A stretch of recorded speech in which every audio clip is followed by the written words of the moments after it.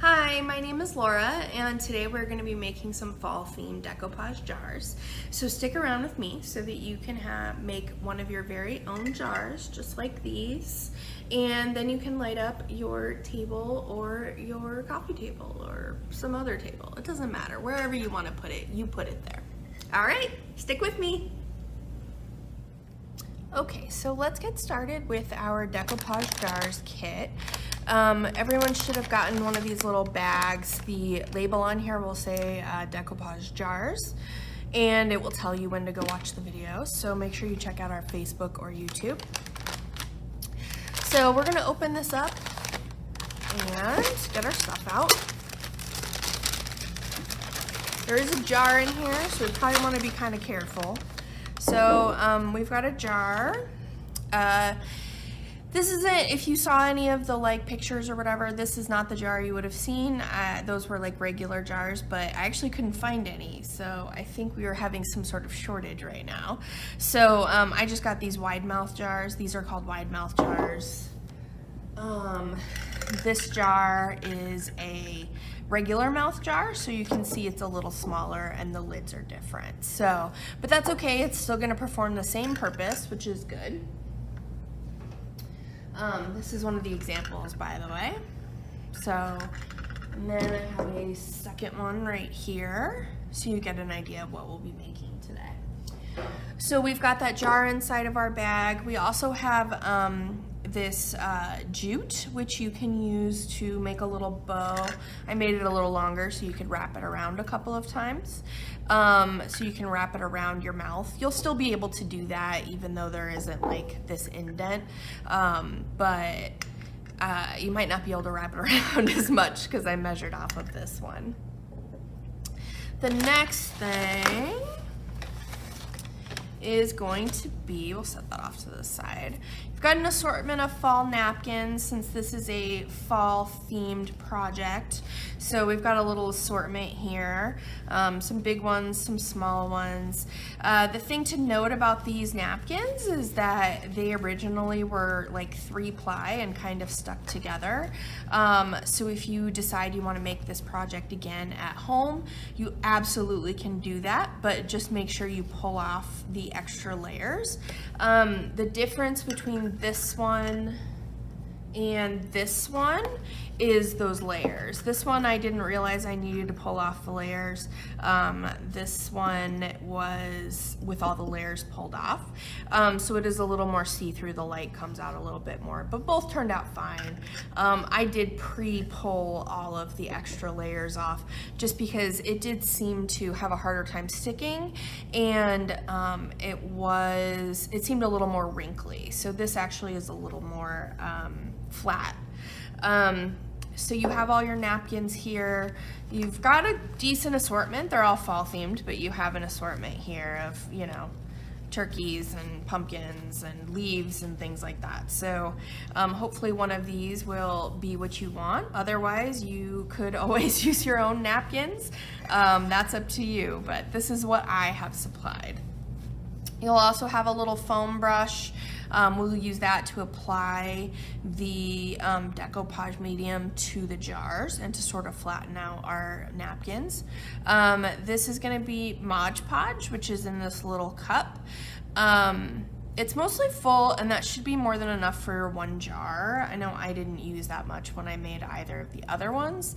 So this should be enough. This is the matte one, but as you can see, it still ends up being a little shiny, but not glossy shiny.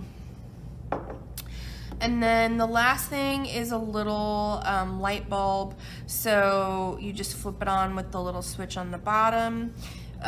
For this, you can put them in your jar. I'm gonna do it on the side a little bit and kind of see the light. So it should sort of flicker for you. If it's not as bright as you want, you can replace it with your own, or you can always buy a regular candle and put a regular candle in there. But I am just supplying these the little battery operated ones. So just keep in mind, this is a messy project, so you will end up with a lot of Mod Podge on your hands. It's just a lot like Elmer's glue, so you don't have to worry about it staining anything. It will dry clear, but just be aware it's going to be all over your hands, so if you're wearing jewelry or anything like that, you might want to take it off. For this. Also, I don't really know what it'll do with your clothes. I don't know if it'll wash out easily, so if you are concerned about your clothing, maybe put something on over it, like a apron or something. So the first thing that we basically need to do is decide what our pattern is going to look like. So this pattern, actually, I cut up all of the different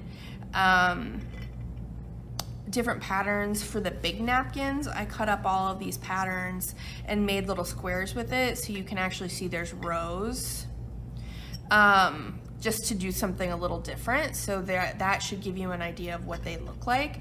I really like the striped one, but I sort of noticed that it washes out, loses a little bit of that blue when it's when it doesn't have those extra layers. But like I said, it's a little harder to do with the extra layers, I think.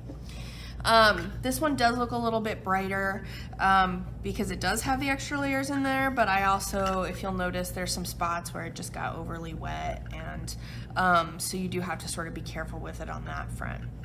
So we'll get started. This one is going to be one napkin that I just wrapped the design around, and you can see the seam right there, and then I used another part to sort of do around the top so that I had a layer there. Again, might want to figure out kind of what you're gonna do. As long as nobody's looking too closely, they look fine, but you might want to figure out what you want to do before you get started, just because you will kind of have to move pretty quickly because this stuff just dries really fast. You're not putting on a very thick layer. So this time I'm gonna do these leaves, I think, because I really like these leaves. So since this jar is a little bit different, we're just gonna take this lid off. If you wanna wash it first, you can. Just make sure it's completely dry. I did not wash this, but that's okay. The lid probably won't go back on it very well without messing up your decoupage, so just keep that in mind. You probably don't want to do that.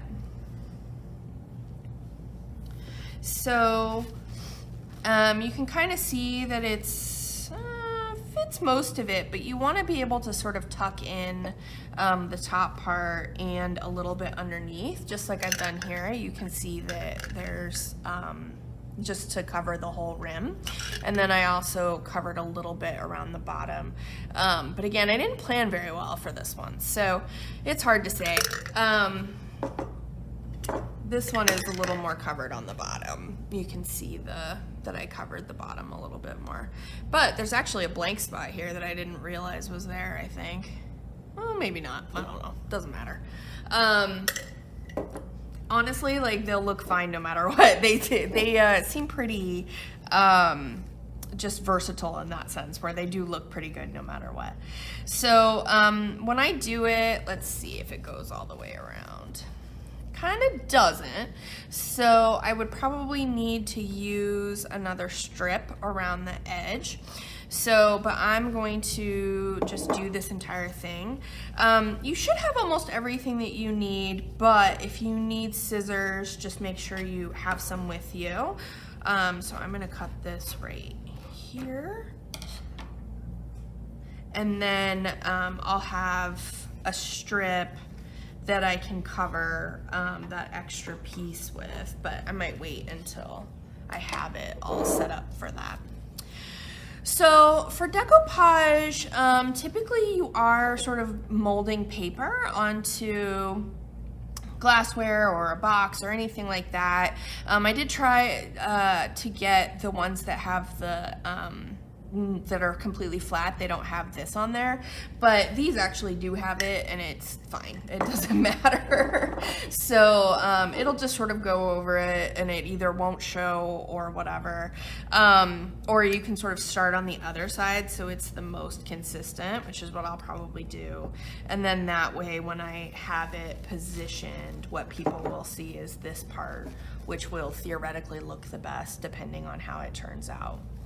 So you can also use smaller pieces. Like I said, you don't have to use a big piece like this. I'm doing it just sort of like out of simplicity for this video, but obviously they can get more complicated. Like I said, this was just a bunch of little pieces that I sort of put together into rows on here.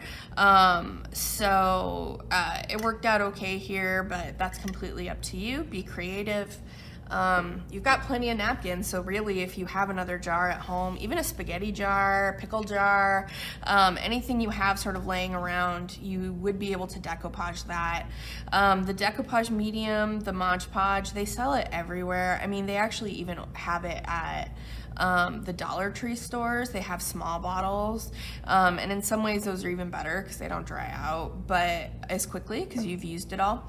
But you can get this anywhere. It's really any craft store, Walmart, Joann's, Michael's, whatever, you can get that there. And like I said, look around other places. They have it at the 99-cent only store, or the Dollar Tree, in their craft section, which they have a pretty decent craft section. So keep that in mind if you're ever looking for some cheap brushes or whatever. So I'm going to start on the opposite side of my wording, and I'm going to use this foam brush. You can wet it, but I don't have any water here, so I'm not going to. But I'm just going to dip it in there and put some on here, and kind of a light layer. You don't want it to be like dripping or overly saturated. And once you have that first layer on there, let's add it up here.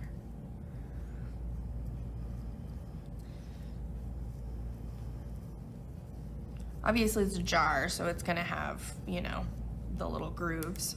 You can already see it sort of drying down here. So you do really want to move pretty quickly. So I'm gonna put that on there, try and get it straight, and then sort of press it down. You can also press it down with your brush if you like, but I'm gonna do this with my fingers first. And then I'll do it with my brush, just so that I can make sure I get into those little corners that I have right there. Okay, so now you can kind of see it's stuck right there, up where the paint is, or the decoupage is still wet. So I'm gonna keep adding it, and I'll probably just add it in little strips from here on out, not like the big piece that I just put on there. On there and then kind of smooth it out. The reason why I'm doing it this way is that when I did it and I smoothed out with the brush first, if I was touching it too much, I was starting to like wear off. So I'm doing it this way just to be a little more careful, but we're still gonna put decoupage on the outside. That's basically what it is. You're adding paper to something and decoupaging it on there, but you are putting an underneath layer that basically acts as the glue, and then you're also putting an above layer on top of it that seals it and also makes it look more professional or well made. So, looks like I got it a little bit short on the edges, but that's okay. Like I said, this is gonna be our back, so we won't really notice it that much. Keep pressing that down. And we'll do the other side now.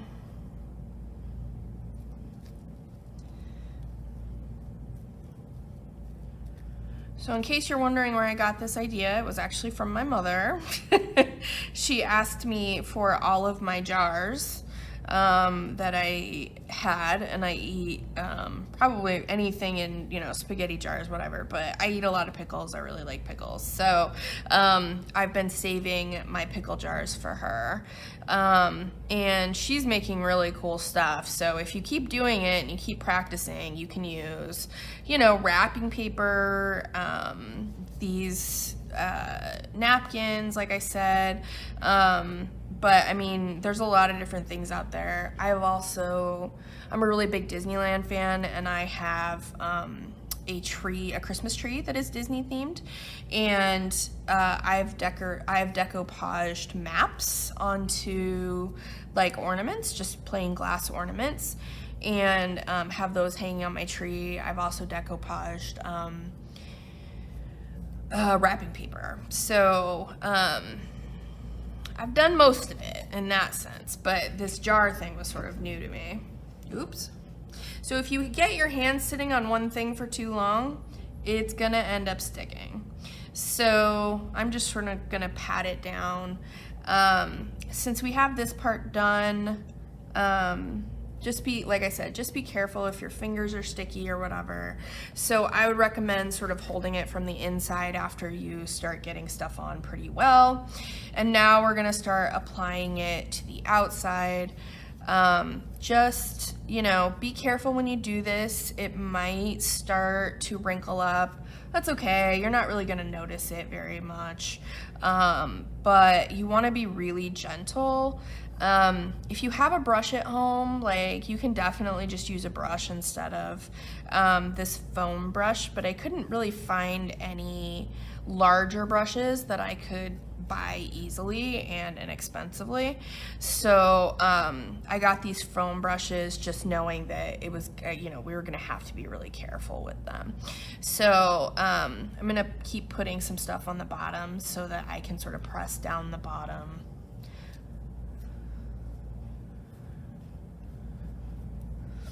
Oops, that part ripped off. I wasn't paying attention to my own rule of being very gentle. So, like I said, being gentle is really key here, because it's just a napkin, and it's not even a full napkin at this point. It's just one layer of a napkin. So, I'm gonna put that down. All right, and then I'm going to continue to put some down here and just flattening out what I have. Since this is a side where I'm gonna have to add more, I'm just gonna leave it and not worry about adding that little strip yet.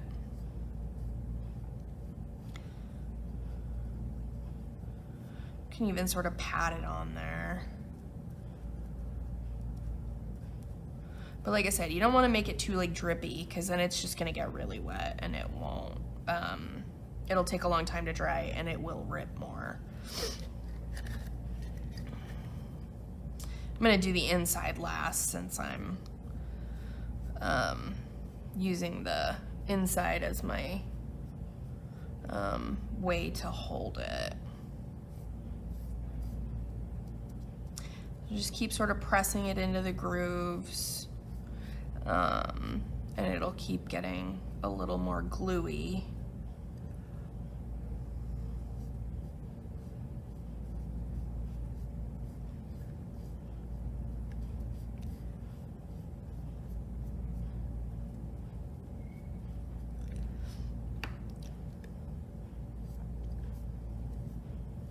And we're actually almost to the other side, so we should have plenty of glue. I still have half the container left.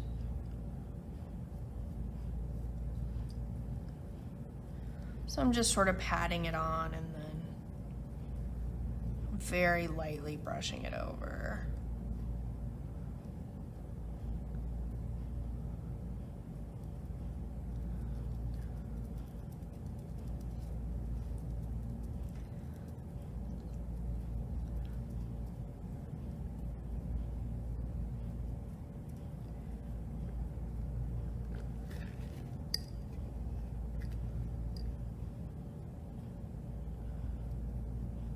Make sure I didn't miss any spots. Go over the top part again.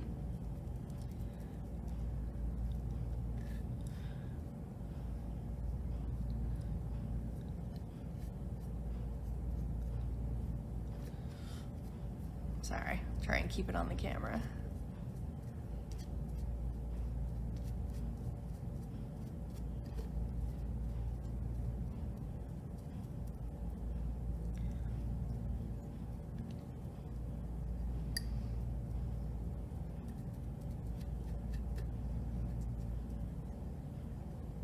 Oops. What was that extra piece that got ripped off? Kind of twist it around here. Is not working very well.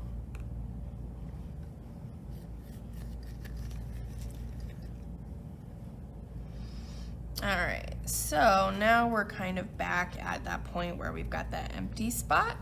So I am going to set this down. If you set it down on the table, just remember it's wet. So protect your table. I would not put it down on paper or like a paper plate or anything like that because it's just gonna stick. So I would recommend using like plastic wrap or something to set it down so that it doesn't stick. We don't want it stuck to the table and then ripping off everything. In reality though, if you just left it and didn't do anything with it for a while, you probably would be fine getting it off, because it would, once it dries, it's just like Elmer's glue. You know how you used to stick that to yourself like on your fingers or whatever when you were a kid? It'll peel right off. So I'm gonna make sure that this is wet and then pull it on there. I had kind of a little triangle piece, so I just cut that little piece rather than a whole big strip.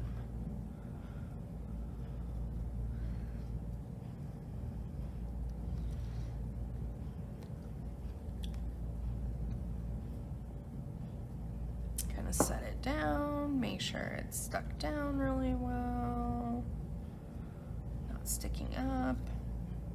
All right, so you can kind of see it's starting to dry. It's getting a little, you can see the little crinkles in there, but you can kind of see the stuff peeking up through it. So I'm just gonna set it down on this table because this table is like a laminate, so it's not gonna stick to it. So for this one, I definitely wouldn't put a candle in it just because it is, I am gonna be putting this up kind of far. Oops, I dripped in there.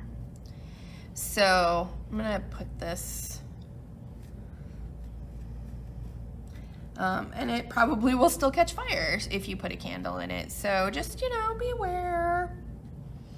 I don't want anybody's house to catch on fire. So I'm going to stick this down.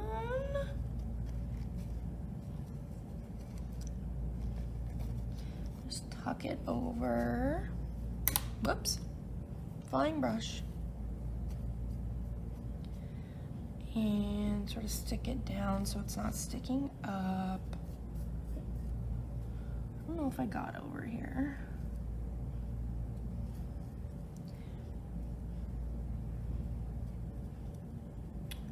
And I didn't put very much over here where I've got that other piece sticking up, but now I'm gonna go back over it with another layer on the outside.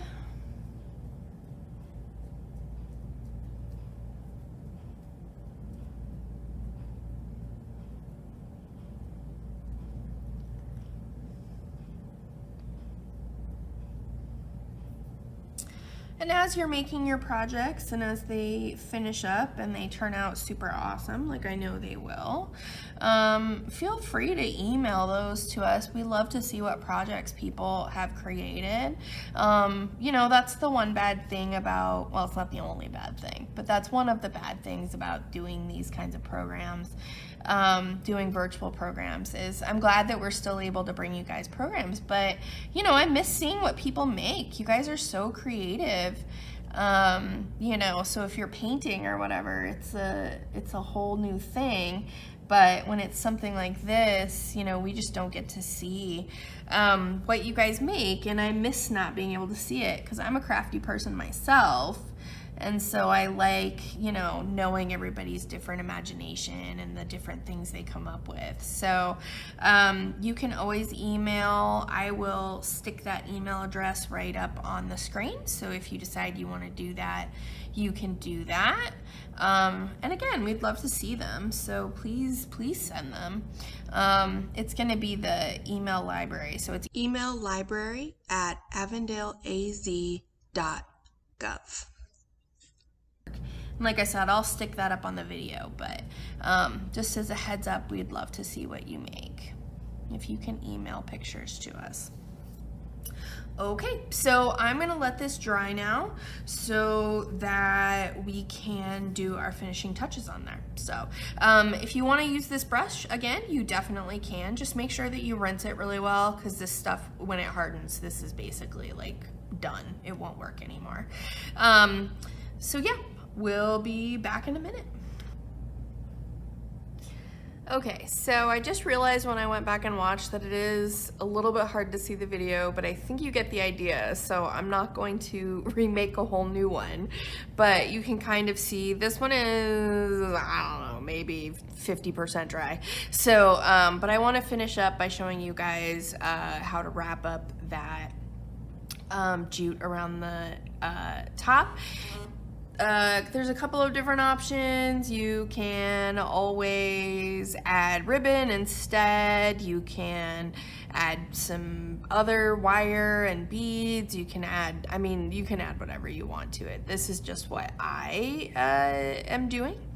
So I'm gonna take my jute and I'm gonna sort of wrap it. I'm gonna show you from the top. Sort of wrap it around here, and I think I'm just gonna wrap it once, and then, whoops, I didn't do a very good job of lining those up, so let's try that again. You would probably want to wait until yours is dry before you do this, so I'm just doing it because, I don't know, I don't want to sit here forever while it dries. It's the end of the day for me, so I'm gonna just do a bow. I mean, it's not very, I didn't do anything very complicated with this. Obviously you can make it as fancy as you like, and then I'm gonna cut off this little end right here, and now you can see that we've got our decoupage jar done. And then I'm gonna pull one of these out. So you also have your little light. Yours will probably have like a little tab that you have to pull out, so pull that out first and then you can turn it on, and then you can just drop your tea light in there. It'll be kind of hard to see because it's still pretty bright in here, and then you can sort of see your light in there. I would sort of wherever, turn your jar around, make sure that it's, pick out a place where you like the way it looks. Like this is the exact middle, but these two sort of look alike, so meh. So we've got two different leaves here and then another one at the bottom. So this was my kind of middle choice that I want to face out. And then I have my bow sort of right in the middle so that I always know which way to face it. So yeah, that's gonna be pretty much the end of our decoupage making adventure. So like I said, please take pictures and then send us your marvelous creations so that we can see what you have made. And again, it's gonna be emaillibrary@avondaleaz.gov, and I will put that up so you can see it. So thank you very much. I hope you enjoyed making this with me. And again, send in those emails with pictures, and register for our project in 2 weeks. All right, thank you. Bye-bye.